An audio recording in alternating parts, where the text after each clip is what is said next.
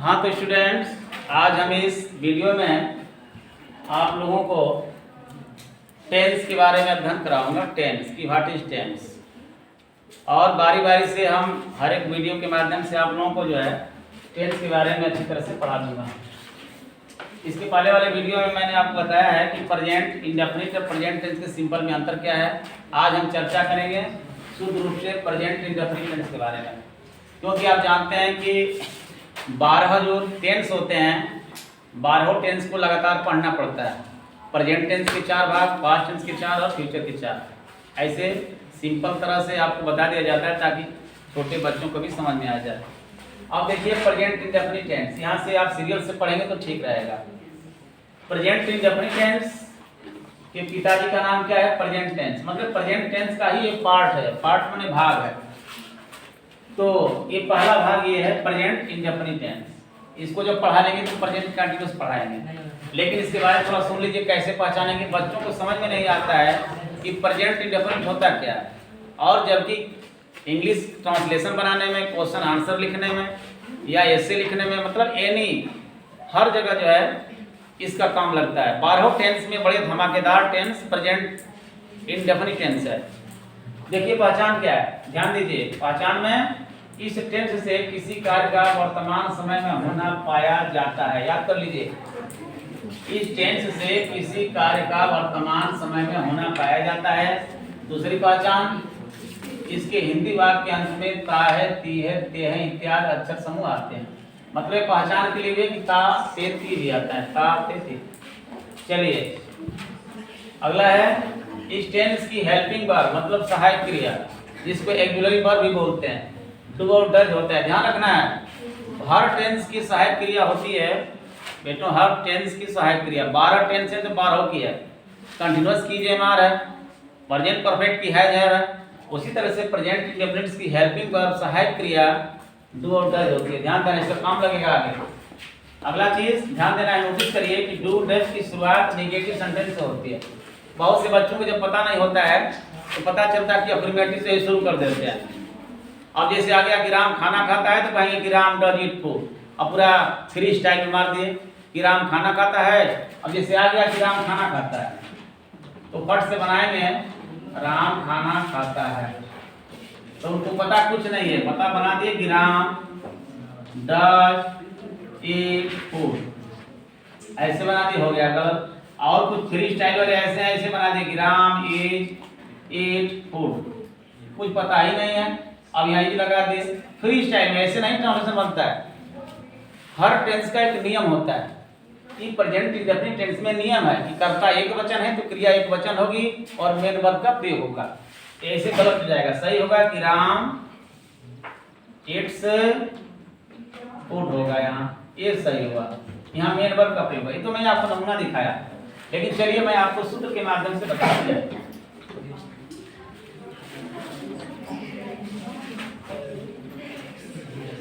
ये तो पहचान।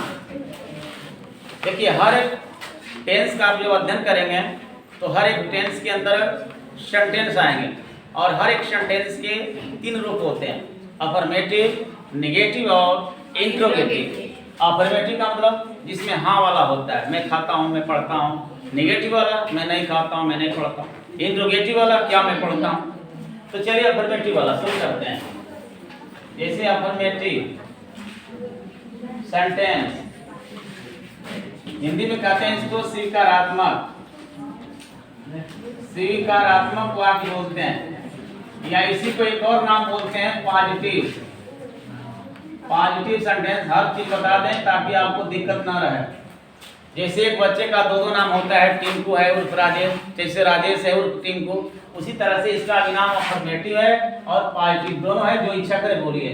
पॉजिटिव माने भी स्वीकारात्मक होता है, समझे। अब रहा सवाल, इसका सूत्र हम मेथड से पढ़ाते हैं। ऐसे मेथड का मतलब सूत्र होता है।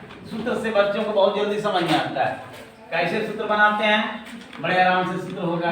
देखिए कैसे, एक वचन का होगा, एक बहुवचन का। तो पहले मैंने लिखा सब्जेक्ट मेन वर्ब, पहले सिंगुलर बना देते हैं, प्लस यस या यस प्लस ओ माने ऑब्जेक्ट और कॉम्प्लीमेंट। ये किसके लिए होगा? सिंगुलर सब्जेक्ट के लिए। सब्जेक्ट, इसका मतलब सब्जेक्ट, इसका मतलब मेन वर्ब, और मेन वर्ब में एस या एस लगेगा, सिंगुलर अगर सब्जेक्ट है तो ऑब्जेक्ट लगेगा और कॉम्प्लीमेंट लगेगा। कॉम्प्लीमेंट आप जानते हैं, जिसको अदर वर्ड भी बोल देते हैं या जिसको फ्रेज भी बोल देते हैं। एक और सूत्र होता है S plus main verb plus O और सी हो गया बराबर पी एस। यस का फुल फॉर्म प्लूरल। बहुत से बच्चे कहेंगे गुरुजी इसको आता नहीं हमारा।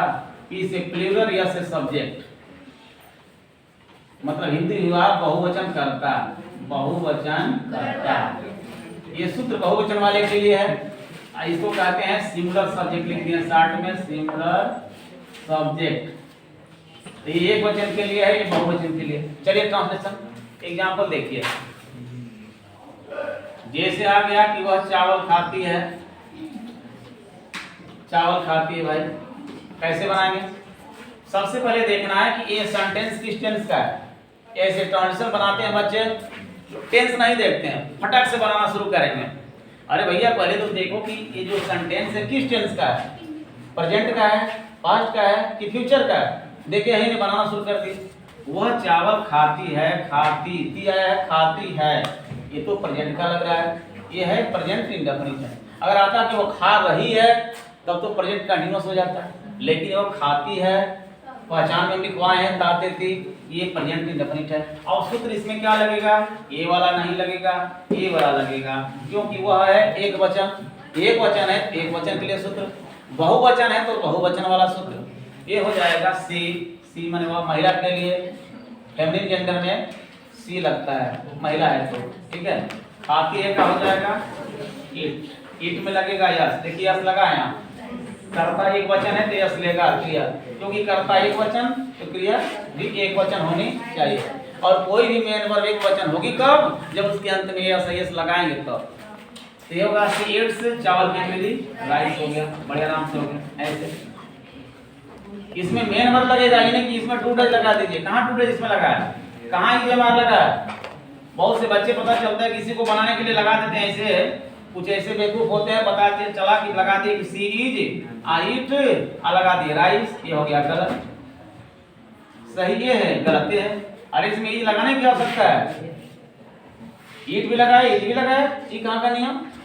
शुद्ध होगा सी इट्स राइस, क्योंकि प्रेजेंट इंडेफिनिट टेंस में कहीं इजेमार नहीं लगता है, इजेमार तो लगता है प्रेजेंट टेंस के सिंपल में। चलिए एक और आपको दिखाते हैं। जैसे वे चावल खाते हैं, मान लीजिए कैसे बनेगा? बहुवचन है, एक। वे का मतलब एक किसके लिए आता है? बहुवचन के लिए, क्योंकि जो वे प्रोनाउन है वो बहुवचन के लिए, आप जानते हैं। ये हो जाएगा दे, माने वे लोग खाते हैं का एक ईट में यस लगेगा नहीं, क्योंकि इस सूत्र से हम बनाएंगे, इसको बनाएंगे दे ईट, चावल की अंग्रेजी राइस। ऐसे हो गए बड़े आराम से कि नहीं इसके ही जमाल लगाना है, टू डज लगाना है। केवल कर्ता लिखो, मेन वर्ब लिखो, ऑब्जेक्ट लिखो। ऑब्जेक्ट का मतलब जिसको हम अंडा कहते हैं ऑब्जेक्ट, और अगर कॉम्प्लीमेंट है तो कॉम्प्लीमेंट लिखो, लेकिन इसमें कॉम्प्लीमेंट तो है ही नहीं है, तो केवल दे ईट राइस ऐसे हो जाएगा। और बड़े आराम से आप बना लेंगे, कोई दिक्कत नहीं। समझ में आ गया होगा? अब आपको हम थोड़ा सा दिखाते हैं इसी का निगेटिव। हर टेंस का एक निगेटिव होता है, निगेटिव सेंटेंस। इसके सूत्र में क्या है? अब डू डज शुरू होगा, यहाँ से डू डज आना शुरू हो जाएंगे, यहाँ से उनका कार्यक्रम शुरू हो गया। अफर्मेटिव में नहीं झांकते हैं, लेकिन निगेटिव में आना शुरू कर देते हैं। जैसे yes, does plus not plus या बी फर्स्ट प्लस ओसी, ये बराबर यस के लिए हो गए। Yes plus do plus not plus या बी फर्स्ट प्लस ओसी बराबर पीएस के लिए हो गया। सूत्र तो दोनों के लिए होगा, सिंगुलर और प्लूरल दोनों करता है के लिए। ये एक वचन के लिए है और ये बहुवचन के लिए। ऐसे बड़े आराम से बन गया। अब निगेटिव में है, जैसे वह चावल नहीं खाती है, अब नहीं वाला आ गया, नहीं खाती है। अब इसका हो जाएगा सी होगा, और सी के बाद देखिए यहाँ कार्यक्रम शुरू हो गया। डज नॉट लगाना पड़ेगा, क्योंकि डज शहर की शुरुआत यहीं से होगी, निगेटिव से अभी आगे हम लिखवाए थे। सी डज नॉट, फिर मेन वर्ब क्या होगा? खाने की अंग्रेजी ईट होगा, और चावल की राइस। ऐसे। और देखिए अगर हम यहाँ डू नॉट लगा देते ये वाला तो गलत हो जाता, क्योंकि करता एक वचन है, तो करता एक वचन तो डज नॉट, करता बहुवचन है तो डू नॉट, ध्यान देना। अब देखिए आ गया, जैसे वे लोग दूध नहीं पीते हैं, आप बनाना है, दूध नहीं पीते हैं, कैसे बनेगा? तो दे माने वे लोग, अब यहाँ डू नॉट लगेगा, ये वाला सूत्र लगेगा, ये वाला नहीं, इसमें लगेगा ये वाला डू नॉट वाला, क्योंकि बहुवचन के लिए है, पीएस में बहुवचन और एसएस माने सिंगुलर सब्जेक्ट, ये होगा दे डू नॉट और पीना के में भी लिखेंगे ड्रिंक। फर्स्ट लगेगा फॉर्म, ध्यान देना है। पता चला कि डू नॉट ड्रिंक की जगह ड्रिंक मार दिए, पता चला कि ड्रंक लिख दिए, पता चला कि अराउंड ड्रिंकिंग मार दिए, गलत गलत हो जाएगा। They do not drink milk, ऐसे हो गया बड़े आराम से। अभी ना कि गलत गलत कुछ भी बना दिए, they are not drink milk free style में, ऐसे हो गया, फ्री स्टाइल में गलत हो जाएगा, ऐसे नहीं होगा। आर नहीं लगेगा श्रीमान, बहुत से बच्चे ईजेएमआर बड़ा लगाने में बड़ा तेज रहते हैं, ईजेआर फट से लगाएंगे ईजेएमआर, उनको पता ही नहीं कि ईजेएमआर लगता है, ईजेएमआर नहीं लगता है इंडेफिनिट में जहाँ कार्य लगता है, ऐसे हो जाएगा। और थोड़ा सा चलते हैं इंट्रोगेटिव की तरफ, किसी का एक इंट्रोगेटिव, हर टेंस के 3 रूप होते हैं, हर एक सेंटेंस के 3 पार्ट होते हैं इंट्रोगेटिव सेंटेंस, और इसमें 2 होते हैं, फर्स्ट टाइप एक सेकंड टाइप। फर्स्ट टाइप आज पढ़ाते हैं, फर्स्ट टाइप कैसे, इसका भी सूत्र लिखते हैं बड़े आराम से। कैसे?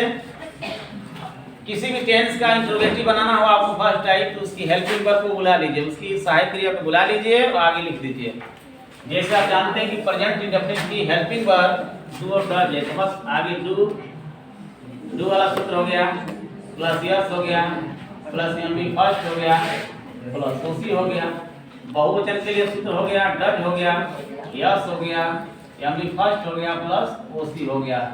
ये एसएस के लिए और ये पीएस के लिए, बहुवचन के लिए है और ये एक वचन के लिए। चलिए सूत्र बन गया बड़े आराम से ऐसे। अब एक एग्जांपल है, एक चीज यहाँ छूट गया, क्वेश्चन मार्क भी रहता है, नहीं देख रहे हैं अभी, बी साइलेंट।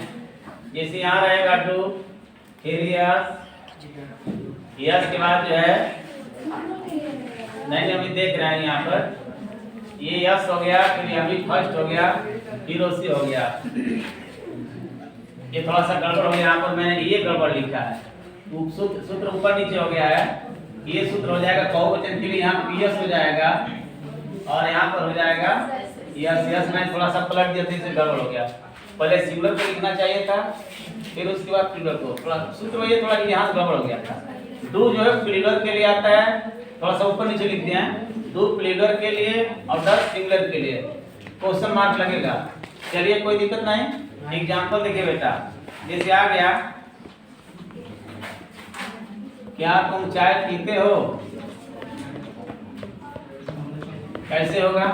और तुम है तो तुम के लिए जो है नियम है कि तुम जो है हमेशा जो यू है, इसके लिए डू का ही प्रयोग होता है, इसको बहुवचन ही माना जाता है।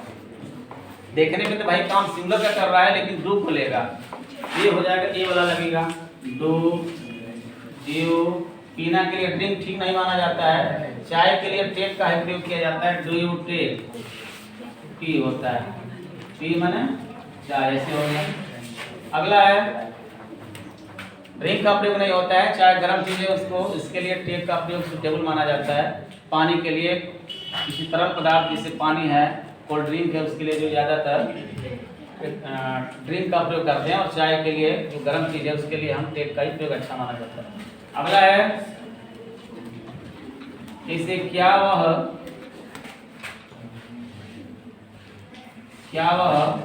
उपन्यास पढ़ती है, कैसे बनेगा? इसका हो जाएगा does she read the novel. Novel माने उपन्यास, उपन्यास पढ़ा जाता है, इसे गोदाम प्रेमचंद जी का उपन्यास है, तो डज लगेगा, सी के अनुसार एक वचन डज लेगा, does she read the novel, ऐसे हो गया, कोई दिक्कत नहीं। तो ध्यान रखिए, थोड़ा सा एक नेक्स्ट और बता दें आप लोगों को। फर्स्ट टाइप पे बच्चे नहीं जानते, इसमें यस नो झलकता है, यस नो, ध्यान दीजिएगा, नहीं जाने आप। फर्स्ट टाइप में हमेशा यस नो झलकता है, मतलब इसका उत्तर हाँ और ना में आता है। क्या आप पढ़ते हैं, सवाल आ रहा है, वो बोलेगा कि हाँ या ना में। क्या आप लोग जो है, क्या आप लोग बाजार जाते हैं, क्या आप लोग मछली खाते हैं, क्या आप लोग दूध पीते हैं? अब देखिए इसमें हाँ और ना में आ रहा है उत्तर, इसमें यस और नो झलकता है, ध्यान देना है। और देखिए आपको सेकेंड टाइप इसी का पढ़ा रहे हैं, इंट्रोगेटिव का सेकेंड टाइप। इंट्रोगेटिव का सेकेंड टाइप कैसे होगा, कुछ नहीं करना है। सेकेंड टाइप में बस ध्यान देना है, जो प्रश्नवाचक सेकेंड टाइप जो होता है वो QW से बनाया जाता है। किससे? क्वेश्चन वर्ड से, जैसे what, where, when, which, how many, how much, ये सब होता है। जैसे सूत्र लिखते हैं QW, शॉर्ट में लिख दिया मैंने QW, कोई दिक्कत? क्वेश्चन वर्ड प्लस ये कहीं में सूत्र लिख देते हैं, चाहे अलग अलग, चलिए अलग कर देते हैं। डज हो गया, यस हो गया, एमबी फर्स्ट हो गया, प्लस ओसी हो गया, ई बराबर यस थोड़ा क्वेश्चन मार्क में यहाँ लगा दें, यस हो गया। एक हो गया QW, फिर यहाँ डू हो गया, बहुवचन वाले के लिए यस हो गया, एमबी फर्स्ट हो गया, प्लस ओसी हो गया, बराबर प्लस क्वेश्चन मार्क के बाद पीएस के लिए हो गया। ऐसे हो गया ना, तो सेटिस्फाई हो गया। चलिए एक एग्जांपल देखिए, कैसे? वे लोग कहाँ जाते हैं, वे लोग कहाँ जाते हैं। अब देखिए बहुवचन है, कहाँ की अंग्रेजी है, तो सबसे पहले इंट्रोगेटिव सेंटेंस में कहाँ की लिखेंगे, वे आर, और ये सूत्र लगेगा डज वाला, डू वाला, कौन लगेगा? डू वाला। वे आर डू, दे माने वे लोग, बहुवचन है तो डू लेगा, ये सूत्र आएगा। ये वाला एक वचन रहता तो डज लेता, तो वे आर डू दे गो हो गया, ऐसे वे आर डू दे गो, वे लोग कहाँ जाते हैं। अगला है एक और देखिए,